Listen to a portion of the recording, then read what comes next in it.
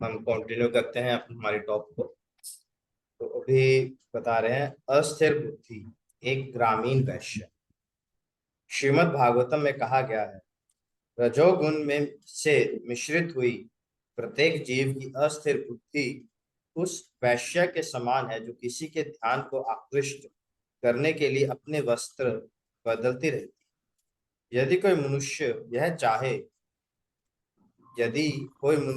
जाने बिना कि यह किस तरह हो रहा है, पूरी तरह क्षण भंगुर सकाम कर्मों में लगा रहता है, तो उसे वास्तव में क्या लाभ मिलता है।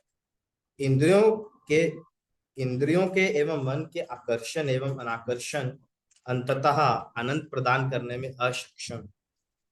ठीक उसी प्रकार जैसे एक वैश्या मात्र वस्त्र बदल लेने से हमें विविधता का अनुभव नहीं करा सकता, हमें धैर्य पूर्वक मन की कभी समाप्त न होने वाली प्रस्तुतियों के सत्य को उद्घाटित कर उससे सीख लेनी चाहिए।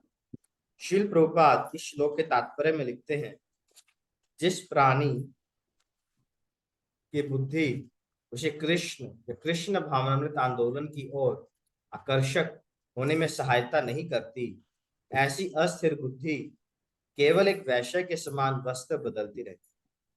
ऐसी क्षीण बुद्धि का भला क्या लाभ।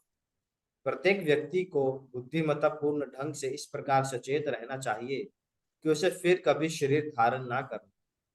कृष्ण भावना भावित व्यक्ति का एकमात्र कर्तव्य है एक साधारण जीवन व्यतीत करते हुए हरे कृष्ण महामंत्र के जप द्वारा श्री कृष्ण का ध्यान आकर्षित कर। व्यक्ति को चाहिए कि वह कृष्ण भावना में स्थिर एवं सुदृढ़ होकर भक्ति में सेवा रूपी चार ग्रहण करे। हरे कृष्ण। तो यहाँ पर हमारा जो मन एवं बुद्धि है उसे किससे कंपेयर किया गया है, वैश्या से, प्रोस्टिट्यूशन से। आप सोचेंगे यार कितनी कितनी क्रूड एग्जाम्पल दी है कि हमारा मन एक वैश्य है। तो भागवत में जब शास्त्रों को पढ़ते हैं तो कई बार ऐसे जो है एनालॉजिस या फिर ऐसे कंपैरिजन दिया जाता है टू मेक अस अंडरस्टैंड, क्योंकि जो हम सामान्य जीव है, बद्ध जीव है, वो क्या करता है, वो मतलब उसे बहुत ऊंची बातें नहीं समझ में आती, तो उसे उसके लेवल की एग्जांपल्स देनी पड़ती हैं कि जो जिससे वो रिलेट करे। तो मन को कैसे बोला गया है, वैश्य के समान। तो वैश्य क्या करती है, अलग अलग वस्त्र बदल कर, श्रृंगार कर, है ना, अलग अलग तरीके से क्या करती है, लोगों का ध्यान अपनी ओर आकर्षित करने का प्रयास करती है। ठीक है।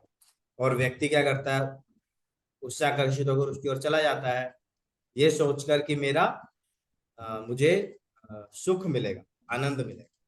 पर होता क्या है कि उसे सुख तो मिलता नहीं है, और वो अधर्म के कार्य पर चला जाता है, और पाप कर्म में लगता है, अधर्म करता है, एंड बहुत सारे जो दुख और बीमारियों का वो शिकार हो जाता है ना। अगर हम इलिसिट इलिसिट यौन संबंध बनाएंगे तो बहुत सारे इस संसार में बीमारियां हैं जो व्यक्ति को लग जाती है। मेडिकल साइंस कहती है there are 14 sexually transmitted disease, मतलब 14 प्रकार की ऐसे यौन संबंधी बीमारियां हैं।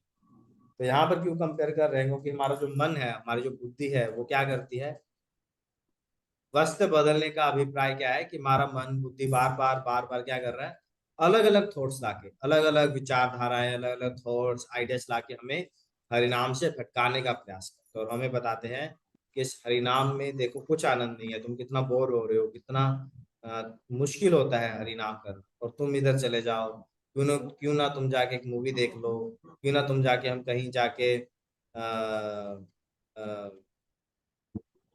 कहीं घूम आए, कहीं कहीं खा आए, है ना, किसी डिश को चाहे। सिर्फ मन क्या है, हमें प्रलोभन दे रहा है, बार बार कहीं कुछ कर रहा है, और हम ये दिखा रहे हैं कि देखो वहां आनंद है, जहाँ आनंद है। और अगर हम मन के दिखाए गए आकर्षण की ओर चले गए इस उम्मीद में कि हमें वहां आनंद मिलेगा, जो कि हम इतने सालों से करते आ रहे हैं, और आप सभी को अनुभव है कि कभी भी सुख मिला नहीं। चाहे कितना भी धन आ जाए, कितनी भी संपत्ति आ जाए, कंफर्ट फैसिलिटीज आ जाए, है ना, सुख नहीं आता। आज के पास ढेरों पैसा है, बड़े बड़े बंगले हैं, पर कोई बात करने के लिए नहीं, है ना। एक बेटा अमेरिका में है, एक बेटा कनाडा में है, बेटी ऑस्ट्रेलिया में शादी हो गई है, माँ बाप बेचारे अकेले हैं, किसी से बात करने के लिए नहीं है, कोई पूछने के लिए नहीं, है ना। तो पैसों से सुख नहीं आता।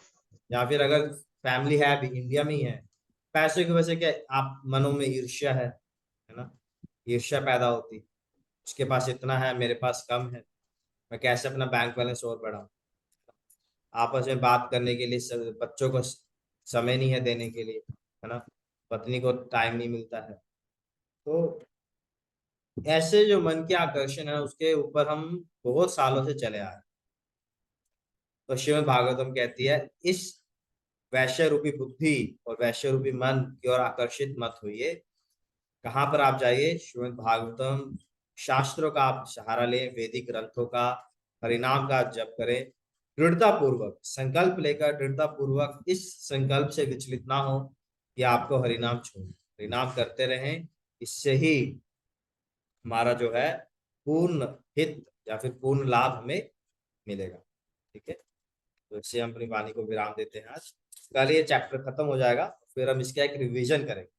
अभी तक हमने 8 चैप्टर्स इसके कंप्लीट कर लिए हैं, तो इन 8 चैप्टर्स का एक रिवीजन करेंगे कि क्या क्या अभी तक हमने पढ़ा है। ठीक है, थैंक यू वेरी मच। आप किसी को कोई प्रश्न है?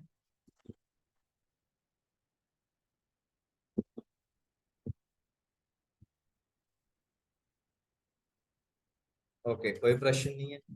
तो आज शिल प्रभुपाद जी का कोट हम पढ़ते हैं। आज है 22 जुलाई, सैटरडे। तो शिल प्रभुपाद जी लिखते हैं, rich man son he hasn't got to do anything, so his brain is devil's workshop. धनी व्यक्ति के पुत्र के पास करने के लिए कुछ नहीं होता, तो उसका दिमाग शैतान का घर बनता है। लंदन, जुलाई 22, 1970। तो प्रभुपाद जी कितना कुछ लिखते हैं। तो हमें कभी भी आइडियल नहीं बैठना चाहिए, ऑलवेज कुछ ना कुछ आप करते रहें, कुछ नई स्किल सीखें, कोई कोई बुक पढ़ सकते हैं, है ना। जस्ट बहुत आजकल बहुत समय हम मोबाइल पे टाइम वेस्ट कर देते हैं, यूट्यूब लगाते हैं, शॉर्ट्स देखते देखते देखते, इंस्टाग्राम, तो बहुत समय वेस्ट। तो कुछ कुछ आप स्टेप्स ले सकते हैं, बहुत सारी स्किल्स हैं, इंग्लिश सीख सकते हैं, कंप्यूटर सीख सकते हैं, ड्राइविंग, स्विमिंग, कुकिंग, ढेरों चीजें। तो कभी भी आइडल मत बैठे, कुछ ना कुछ प्रयास करें रहने। तो इसके साथ में विराम देते हैं। श्री हरिनाम प्रभु की जय, शील प्रभुपाद की। और